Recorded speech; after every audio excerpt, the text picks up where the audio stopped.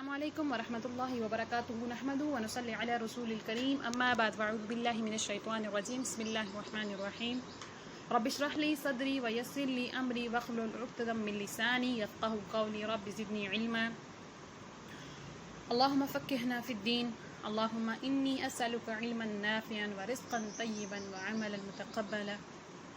تمام تعریفیں اللہ تعالیٰ کے لیے، لاکھوں کروڑوں درود و سلام حضرت محمد مصطفیٰ صلی اللہ علیہ وسلم کی ذات گرامی پر۔ قرآن مجید کی سورہ مائدہ کی آیت نمبر 114، جس میں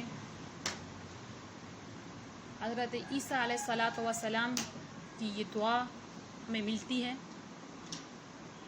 سیدنا عیسیٰ علیہ السلام نے رزق کی کشادگی کے لیے اللہ تعالیٰ سے بڑی عاجزی، انکساری اور دل سے یہ دعا مانگی تھی، اور اللہ تعالیٰ کو ان کی یہ دعا اتنی پسند آئی کہ اللہ نے اس کو قرآن کا حصہ بنا دیا۔ سبحان اللہ۔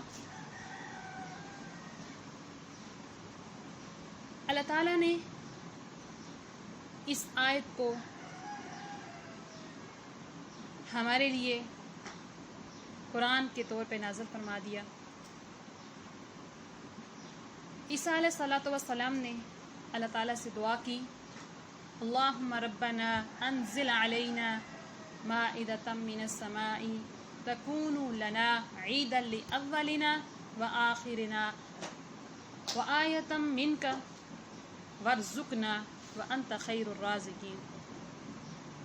اے اللہ، اے ہمارے اللہ، اے ہمارے رب، ہم پر آسمان سے کھانے کا دسترخوان نازل فرما جو ہمارے اگلوں پچھلوں کی عید ہو اور تیری قدرت کی نشانی ہو، اور ہمیں روزی دے، تو ہی بہترین روزی دینے والا ہے۔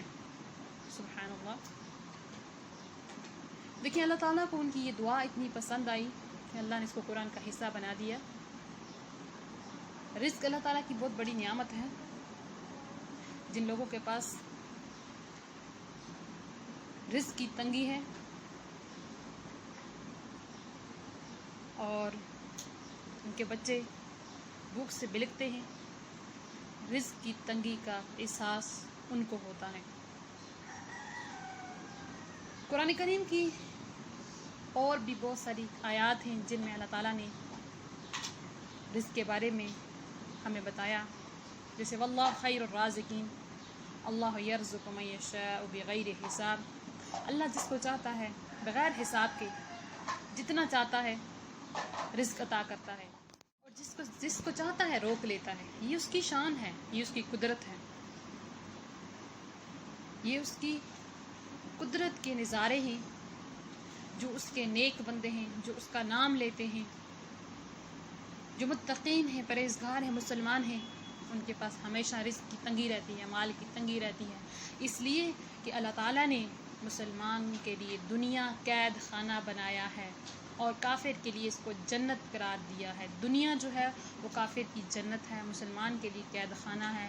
مسلمانوں کے لیے اللہ نے آخرت میں جنت رکھی ہے، اور وہ ایسی جنت جس کے محلات، جس کی نہریں نہ کسی آنکھ نے دیکھی ہیں، نہ کسی کان نے سنی ہیں، اور نہ ہی کوئی دماغ ان کا تصور کر سکتا ہے۔ سبحان اللہ۔ دنیا کی حیثیت اللہ کے ہاں صرف اور صرف ایک مچھر کے پر کے برابر بھی نہیں ہے۔ اللہ تعالیٰ سے دعا ہے کہ اللہ ہماری اس کاوش کو قبول